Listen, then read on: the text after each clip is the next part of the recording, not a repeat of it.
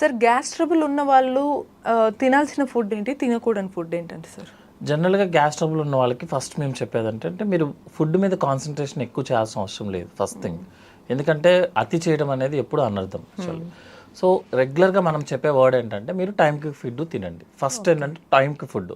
Time అని ఎందుకు mention చేస్తున్నామంటే జనరల్గా మనం జెనెటికల్గా ఏంటంటే మనకి early morning 4 to 5 juices secret అవడం స్టార్ట్ అయిపోతాయి. ఒక అలారం ప్రకారం వెళ్ళిపోతాయి అనమాట. మళ్ళీ ఈవినింగ్ 6 to 7 మధ్యలో 11 to 12 ఆ టైంలో మన జ్యూసెస్ సెట్ అది. ఎందుకంటే లైక్ మనం నిద్ర ఎప్పుడు పోవాలి, నిద్ర ఎప్పుడు లెగవాలి, మార్నింగ్ వాష్రూమ్కి ఎప్పుడు వెళ్ళాలి అనేది ఎలా అయితే అలారంలో సెట్ అయిపోయి ఉంటాయో ఈ జ్యూసెస్ అన్నీ ఆల్రెడీ సెట్ అయిపోయి ఉంటాయి. ఆన్ టైం ఫుడ్ తినడం అనేది ఇంపార్టెంట్ ఫస్ట్. అది మ్యాక్సిమము హోమ్ ఫుడ్. ఎందుకంటే అవుట్ సైడ్ ఫుడ్ టేస్టీగా ఉంటుంది, కలర్ఫుల్గా ఉంటుంది, డ్యామేజ్ కూడా ఎక్కువ వచ్చేస్తుంది. So first on time food. Second thing ఏంటంటే ఎర్లీ మార్నింగ్ మనం లేచినప్పుడు అందరూ చేస్తుంది ఏంటంటే వాటర్ కాకుండా మిగతావన్నీ తాగుతాం అనమాట. యాక్చువల్గా కాఫీ అనో బ్రేక్ఫాస్ట్ అనో bed coffee, bed tea, something అనమాట. లేకపోతే కొంతమంది తేనె తీసుకోవడము, లెమన్, ఆనియన్ అవన్నీ వేసుకున్నారు. ఎందుకు ఇంత స్ట్రెస్ చేస్తున్నామంటే మనం లిక్విడ్ ఫామ్లో ఉన్న ఏదైనా ఫుడ్ మనం తీసుకున్నాం అనుకోండి మన స్టమక్లో 20 minutes మాత్రమే ఉంటుంది. కానీ మన జ్యూసెస్ 4 hours స్టమక్లో ఉంటాయి వెయిట్ చేస్తే యాక్చువల్గా. ఎందుకంటే మార్నింగ్ 4 o'clock సీక్రెట్ అయినవి 7-8కి మనం తినే టైం. సో 4 hours అక్కడే ఉంటాయి. మీరు లిక్విడ్ తీసుకున్నారు అది 20 minutesలో వెళ్ళిపోతుంది. ఆ యాసిడ్ లెవెల్స్, ఆ లివర్ జ్యూసెస్ ఏవైతే ఉన్నాయో వాటికి డైజెస్ట్ చేసుకోవడానికి ప్రొడక్ట్ లేదు అక్కడ. సో మన లోపల ఉన్న టిష్యూనే డైజెస్ట్ చేయడం స్టార్ట్ చేస్తాను. అందుకని ఎర్లీ మార్నింగ్ లేచినప్పుడు ఫస్ట్ మనం తినే ఫుడ్ ఏముండాలంటే ఓన్లీ రూమ్ టెంపరేచర్ వాటర్. ఎందుకు ఇంత స్పెసిఫిక్గా చెప్తున్నానంటే జనరల్గా అందరూ హాట్ వాటర్ తీసుకుంటాము, గోరువెచ్చని నీళ్ళు తీసుకుంటామంట.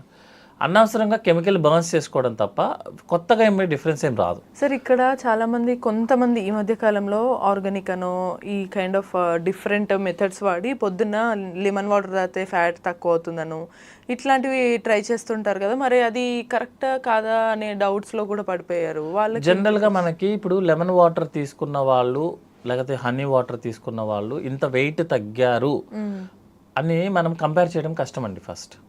ఎందుకంటే ఇక్కడ మనిషికి చేంజెస్ ఉంటాయి. ఈరోజు పొద్దున్నే లెమన్ వాటర్ తీసుకున్నాడు, మిగతా డైట్ అంతా ఏం తీసుకున్నాడని మనకి ఐడియా ఉండదు. ఇంకోటి ఏంటంటే జనరల్గా ఒక డైట్ని ఫాలో అవుతున్న వాళ్ళు ఏం చేస్తారంటే ఆ రోజంతా కూడా రిస్ట్రిక్టెడ్ డైట్లోనే ఉంటారు ఇన్ జనరల్. బట్ ఎన్ని రోజులు అలా మెయింటైన్ చేస్తామనేది మనం అరౌండ్ 70 to 75 years ఉంటాం జనరల్గా. ఎన్ని రోజులు మనం అదే డైట్ని రిస్ట్రిక్ట్ చేయగలం అనేది వీ డోంట్ నో. ఎందుకంటే హాస్టల్లో ఉన్న విధానం వేరు ఉంటుంది, జిమ్కి వెళ్ళినప్పుడు విధానం వేరు ఉంటుంది. బట్ ఎన్ని రోజులు మనం అలా చేయగలము? రోజు లెమన్ హనీ తీసుకుని రోజు డైట్ రిస్ట్రిక్ట్ చేయగలమా? లేదు కదా.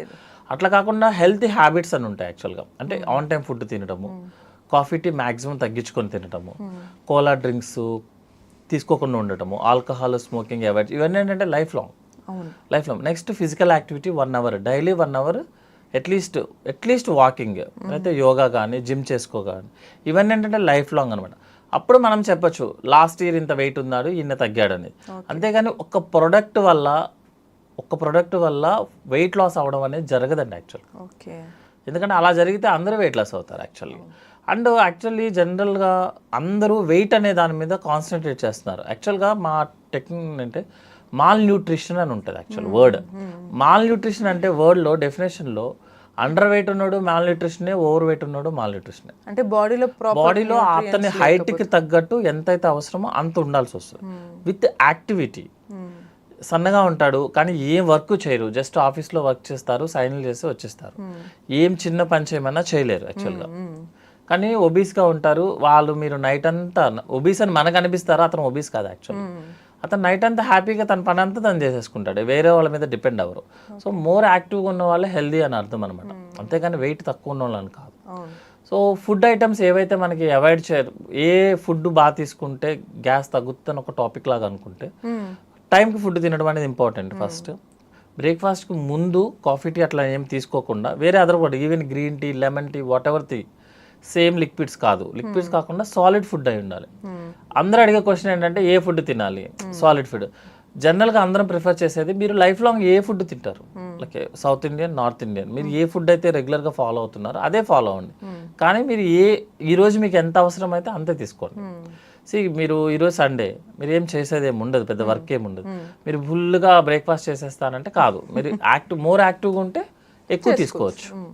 ఎందుకంటే బ్రేక్ఫాస్ట్ మనం హాఫ్ బ్రేక్ఫాస్ట్ తినాలి మనం ఫుడ్లో, హాఫ్ బ్రేక్ఫాస్ట్ ఉండాలి, 1/4 లంచ్, 1/4 డిన్నర్. డిన్నర్ ఏంటంటే ఎంత అవసరమైతే అంత.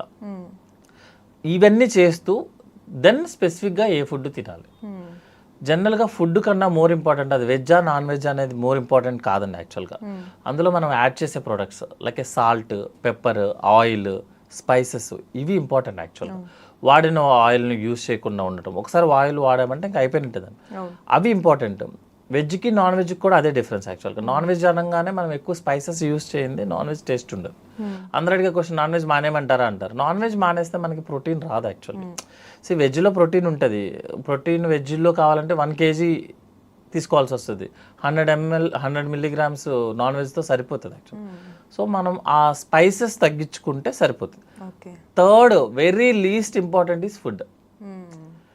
టైం ఫస్ట్, తర్వాత ఏమవుతుందంటే spices, oil second priority, very least possibility అండి. ఎందుకు ఇంత స్పెసిఫిక్గా చెప్తున్నానంటే కొంతమందికి కొన్ని టైప్ ఆఫ్ దాల్స్ తీసుకున్నారండి, కొంతమందికి కందిపప్పు వర్కౌట్ అవ్వదు, కొంతమందికి పెసరపప్పు వర్కౌట్ అవ్వదు. అంతేగాని అందరినీ మనం ఒకే షూలో పెట్టడం కుదరదు యాక్చువల్గా. సో అయినా కూడా లేదు మాకు స్పెసిఫిక్గా ఒక ఫుడ్ చెప్పండి అంటే ఎప్పుడు కూడా వెజిటేబుల్స్, మోర్ వెజిటేబుల్స్ తీసుకుంటే లెస్ ఎసిడిటీ ప్రాబ్లమ్స్ వస్తాయి అన్నమాట. సిట్రస్ ఫ్రూట్స్ని అవాయిడ్ చేసుకుంటే మోర్ వెజిటేబుల్స్ తీసుకుంటాము. నెక్స్ట్ ఏంటంటే ఓట్స్ తీసుకోవడము, హోల్ గ్రెయిన్స్ అనమాట. ప్రాసెసింగ్ చేయని ఫుడ్ రా ఫుడ్ లాగా ఉంటుంది చెప్తాం కదా, అది ఇంపార్టెంట్.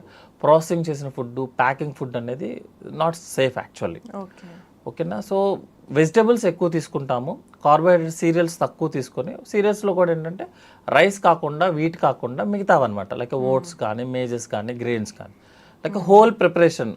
అంతేగాని పాలిష్ చేసినవి కాదు యాక్చువల్లీ. పాలిష్ చేసిన అంటే సాఫ్ట్గా మనకి బాడీలోకి సాఫ్ట్గా వెళ్ళేవి, కొంచెం ఎక్కువ రియాక్షన్ ఇచ్చేవి కాకుండా ప్రాసెసింగ్ ఫుడ్లో ఏమవుతుంది అంటే మనకి పైన బ్రౌన్ కలర్ పోతుందండి యాక్చువల్గా. ఆ బ్రౌన్ కలర్ లైక్ మనం రైస్, వైట్ రైస్ కాకుండా బ్రౌన్ రైస్ అని చెప్తారు కదా, brown rice is more safe అనమాట.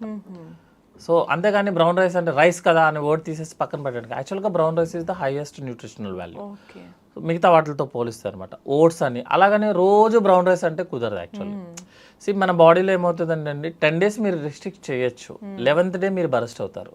సో మీరు ఈ 10 days చేసిందంతా పోతుంది. అట్లా కాకుండా లైఫ్ లాంగ్ నేను హెల్తీగా ఉండాలి, యాక్టివ్గా ఉండాలి. వెరీ ఇంపార్టెంట్ ఈజ్ యాక్టివ్గా ఉండాలి. అంటే రెగ్యులర్గా మనం ఏం చేయగలిగితే అది చేయడం ఇంపార్టెంట్ యాక్చువల్లీ. సో ఫుడ్స్ ఏం అవాయిడ్ చేయాలన్న క్వశ్చన్ వస్తే ఏది అవాయిడ్ చేయొచ్చు ఫుడ్స్ అనేది ఏంటంటే ప్రాసెసింగ్ ఫుడ్స్ అనేది, ప్యాకింగ్ ఫుడ్స్ అనేది అవాయిడ్ చేయాల్సి వస్తుంది. ఎందుకంటే అందులో మనం ప్రిజర్వేటివ్స్ యాడ్ చేస్తాం, సిట్రిక్ యాసిడ్ ఉన్నవి, సిట్రస్ యాసిడ్స్ ఉన్నవి అవాయిడ్ చేయాల్సి వస్తుంది. ఓకే. నెక్స్ట్ ఏమిటంటే మనం ఈ ఆయిల్, జింజరు, గార్లిక్ పేస్ట్ ఉన్నవి అవాయిడ్ చేసుకోవాల్సి వస్తుంది. స్పైసెస్ ఎక్కువ లేకుండా, ప్రాసెసింగ్ ఫుడ్ కాకుండా. ఒకవేళ సపోజ్ వాళ్ళు అంటే ఇన్నే డే ఇప్పుడు మనం ఒకవేళ ఫంక్షన్ ఎనీథింగ్ అట్లా స్పైస్ కానీ ఏవి తీసుకున్నప్పుడు వెంటనే వాళ్ళు ఎట్లాంటి జాగ్రత్తలు తీసుకోవచ్చు? జనరల్గా మనం ఇప్పుడు ఫుడ్ ఐటమ్స్ తిన్నామండి, మనకి ఎసిడిటీ వచ్చేసింది, కంప్లైంట్ వచ్చేసింది, కానీ మనం ఫార్మసీకి వెళ్ళి మెడిసిన్స్ తీసుకునే సిచ్యువేషన్స్లో లేము. సో ఫ్యూ హోమ్ రెమెడీస్ని ఫాలో అయితే మనం అవాయిడ్ చేసుకోవచ్చు. ఒకటి ఏంటంటే కోల్డ్ మిల్క్ అనమాట. కోల్డ్ మిల్క్ తీసుకుంటే, కోల్డ్ మిల్క్ అంటే మరి చిల్లుడి మిల్క్ కాదు, జస్ట్ కొంచెం వేడి చేయకుండా ఉన్న మిల్క్. అంటే ఆల్రెడీ చేసి ఉన్నదే వేడి చేయకుండా ఎట్లాగో కుదరదు, కొంచెం కోల్డ్ మిల్క్ తీసుకోవచ్చు. కొంతమందికి అంటే యాపిల్ సిడర్ సిరప్స్ ఉంటాయి అనమాట, అవి డైల్యూట్ చేసి తీసుకోవాల్సి వస్తుంది యాక్చువల్గా. నెక్స్ట్ జింజర్ టీ ఉంటుంది, కొంచెం డైల్యూట్ చేసిన ginger tea. Garlic is danger, ginger is okay safe. కాకపోతే ఏంటంటే డైరెక్ట్గా జింజర్ని పెట్టేసుకుంటా అంటే కుదరదు, జింజర్ టీని తీసుకున్నా మనకు అవుతుంది. బటర్ మిల్క్ తీసుకున్నా అవుతుంది, యోగర్ట్ తీసుకున్నా, అంటే హోమ్ రెమెడీస్ అనమాట ఇవన్నీ. నెక్స్ట్ వాటర్ మిలన్ జ్యూస్ కూడా ఓకే. జనరల్గా వాటర్ మిలన్లో ఎసిడిటీ వస్తుంది అని చెప్తారు, యాక్చువల్గా ఇది ఆల్కలైన్ అనమాట, కొంచెం డైల్యూట్ చేసి తీసుకోవాల్సి వస్తుంది. ఈవెన్ మీరు మిల్క్ అయినా కొంచెం డైల్యూట్ చేయాల్సి వస్తుంది అనమాట. ఈవెన్ యాపిల్ సిడర్ వెనిగర్ కూడా డైల్యూట్ చేసింది అనమాట. జింజర్ టీ కొంచెం డైల్యూట్ చేసినవి. ఇంకా అయినా కూడా ఇఫ్ యూఆర్ నాట్ కంఫర్టబుల్ అయితే మాత్రం మీరు మెడిసిన్స్ తీసుకోవాల్సి వస్తుంది, లైక్ యాంటాసిడ్స్ కానీ లేకపోతే టాబ్లెట్స్ కానీ స్టార్ట్ చేయాల్సి వస్తుంది. సో చూసారు కదా, గ్యాస్ ప్రాబ్లమ్స్ ఉన్న వాళ్ళు తీసుకోవాల్సిన ఫుడ్, తీసుకోకూడని ఫుడ్, అన్ఫార్చునేట్లీ తీసుకున్న గ్యాస్ వచ్చినా కూడా ఎటువంటి రెమెడీస్ ఇంట్లో వాడాలనేది కూడా చెప్పారు. ఇటువంటి ఇన్ఫర్మేటివ్ వీడియోస్ కావాలి అంటే కీప్ వాచింగ్ ఏ ట్రిప్.